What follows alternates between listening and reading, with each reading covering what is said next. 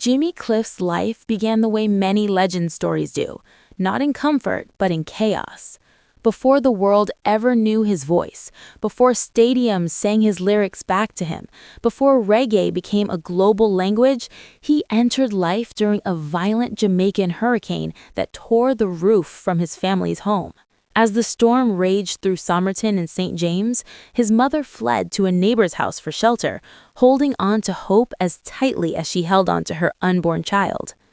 On July 30, 1944, James Chambers was born into a world already testing his strength.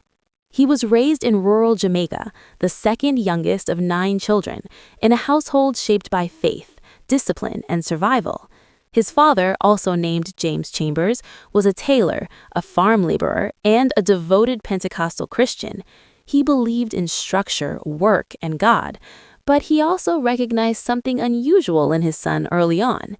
Jimmy's mother, Christine Chambers, worked as a domestic laborer, grounding the family in quiet endurance. Life was modest, sometimes harsh, but it was never empty. Music arrived early. By the age of 6, Jimmy was already singing in church, standing before congregations much older than himself. His father encouraged it, sometimes even using his son's voice as a way to draw more people into worship. Those early performances weren't just about praise, they were training grounds. Jimmy learned how to hold attention, how to project emotion, how to turn feeling into sound. Long before studios and microphones, he was already learning the power of presence. Somerton All-Age School became another place where that gift surfaced. While most boys focused on trades or farming, Jimmy was quietly writing songs.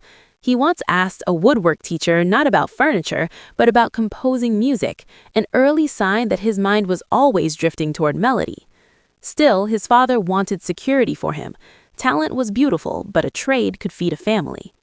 At 14, Jimmy left the countryside for Kingston, Jamaica's restless, beating heart. His father enrolled him at Kingston Technical High School, the Technical, so he could learn electronics, electrical technology, or radio and television engineering, depending on the account. Jimmy later clarified that he attended evening classes, studying television and film, but Kingston itself became his real classroom. By day and night, he haunted Orange Street, slipping into talent contests and recording studios whenever he could. The city buzzed with sound systems, ambition, and hunger. It was there, still barely a teenager, that he recorded Hurricane Hattie with producer Leslie Kong, a song inspired by the same storm that marked his birth. The single became a hit, announcing him as something rare, a child with an old soul and a prophetic voice. It was also in Kingston that James Chambers chose a new name. He called himself Jimmy Cliff, not just a stage name, but a declaration. A cliff symbolized height, endurance, and something difficult to climb. It was a promise to himself that he intended to rise. His rise came quickly. By the early 1960s, he was representing Jamaica at the 1964 World's Fair in New York. A year later, he moved to the United Kingdom, stepping into a wider world that was still unfamiliar with reggae's pulse. In London, he recorded songs that crossed borders: Wonderful World, Beautiful People, Vietnam, music that carried joy and protest in equal measure. Jimmy Cliff wasn't just singing, he was translating Jamaica to the world. But it was 1972 that sealed his immortality. When The Harder They Come hit screens, Jimmy Cliff didn't just star in the film, he embodied it. As Ivanhoe Martin, he played a struggling young man fighting poverty, corruption, and broken systems. The role mirrored the realities of countless Jamaicans, and the soundtrack, featuring Many Rivers to Cross and You Can Get It If You Really Want, became one of the most influential albums in music history. Through that film, reggae stepped fully onto the global stage. Success followed him for decades. He toured the world relentlessly, released album after album, and later reinvented classics, most famously his 1993 cover of I Can See Clearly Now for Cool Runnings, which introduced his voice to a new generation.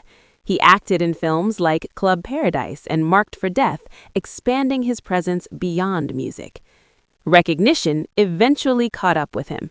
Jimmy Cliff won 2 Grammy Awards for Cliffhanger and Rebirth. In 2010, he was inducted into the Rock and Roll Hall of Fame, becoming one of only 2 Jamaican artists to receive the honor alongside Bob Marley. Jamaica awarded him the Order of Merit in 2003, cementing his status as a national treasure. In Montego Bay, Gloucester Avenue was renamed Jimmy Cliff Boulevard, an everyday reminder that a boy from Somerkin had changed history. Yet, his life was never without turbulence. In 1974, during a visit to Nigeria, he was falsely accused of breaching a contract and spent 3 nights in jail before the case collapsed. In 1981, he was arrested in the Bahamas over a marijuana charge that was later dismissed. These moments bruised him, but did not define him. Instead, they became fuel for his music. His spiritual journey was just as complex. Raised Pentecostal, he explored Rastafari, converted to Islam in the 1970s, taking the name El Hajj Naim Bashir, and later declared that he had graduated from organized religion altogether, embracing a universal, science-centered outlook. Some criticized him for this evolution, but Cliff saw it as growth, not rejection. Privately, Jimmy Cliff was deeply family-oriented, though much of that life remained hidden from public view. He married Latifah Chambers, a woman of Moroccan, French, and Jamaican heritage, who became his wife, muse, and steady anchor. Together, they raised children including Lilty Cliff, a singer who collaborated with him on his 2022 album Refugees, and Aiken Cliff, a drummer. After his death, the public learned just how large his family truly was. His brother Victor revealed that Jimmy Cliff was the biological father of 19 children, including Odessa Chambers, a Jamaican media producer, and Nabia Bey, a Brazilian-American actress and singer known for Black Panther and Daisy Jones and the Six. Many of his children had lived outside the spotlight, protected by his privacy. That privacy extended to his wealth. At the time of his death, Jimmy Cliff's net worth was estimated between $10 million and $18 million. Beyond music royalties, touring income, and film earnings, his family discovered hidden investments and a vast archive of unreleased music, songs still waiting to be heard.